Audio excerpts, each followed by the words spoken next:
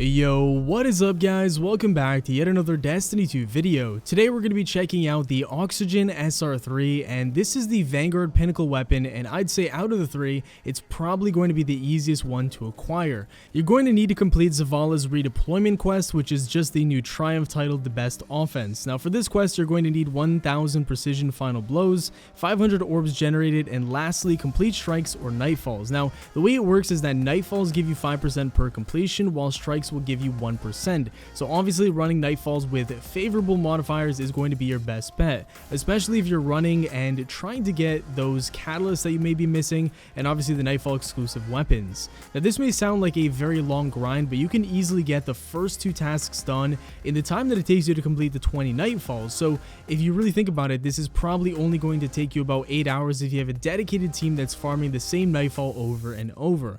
Now given that it only takes this little time to acquire the weapon, would I recommend going for it first out of the 3 pinnacle weapons? Well, first let's take a look at the perks and see what it's capable of doing in both PVE and PvP. So the main 2 perks on this weapon are Dragonfly and Mega Nura. I think I'm saying that right, but if not, apologies in advance. So Dragonfly creates explosions after kills with a precision hit, while Mega Nura makes Dragonfly's explosion do greater damage based on the number of precision hits beforehand. So I would highly recommend a Dragonfly spec on this. It's obviously, you know, a no-brainer. It would make the damage a lot more potent and last a lot longer. It also comes with a range masterwork, which in my opinion is pretty unnecessary, but it's there, so I guess you could utilize that, but I would have much rather preferred reload or stability here. So from my experience, this weapon feels a lot like a hung jury, except it's a lot more potent when you get your perks to work together in perfect synergy. The increased damage from Mega Nura is very noticeable in PvE, as you can see tons of ads around the initial kill location getting wiped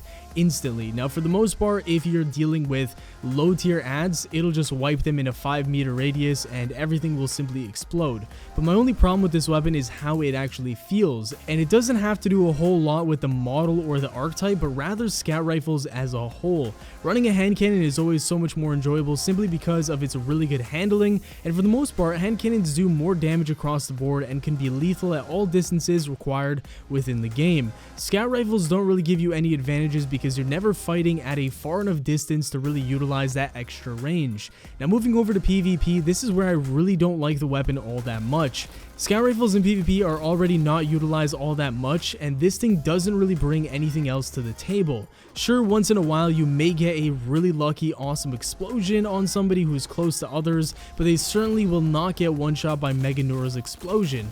It takes 4 shots to kill somebody already, and the weapon doesn't fire very rapidly, so it's going to get beaten by pulse rifles at a distance, and close up you're going to get melted by last words, not forgottens, and all those types of hand cannons. Now on a map like Pantheon or Equinox, you may find yourself enjoying the weapon, but on the vast majority on maps, scout rifles and more specifically this archetype aren't all that great whatsoever. I think that if Mega Nura with Dragonfly had the potential of one-shot killing close enemies with the explosion, then this thing would be pretty damn awesome, but I don't think Bungie's really prepared to do that. They'd probably think that it's a little bit overpowered, even though I would definitely disagree. Because it's a scout rifle, I think that it's always going to get beaten in terms of its time to kill, so if it does do an explosion that kills other people around it, that would kind of make up for the lack of time to kill value. So to wrap things up, the only type of person that I would recommend this weapon to is somebody that enjoys scout rifles in PvE. If you're someone that likes to see tons of explosions, then this is definitely the weapon for you,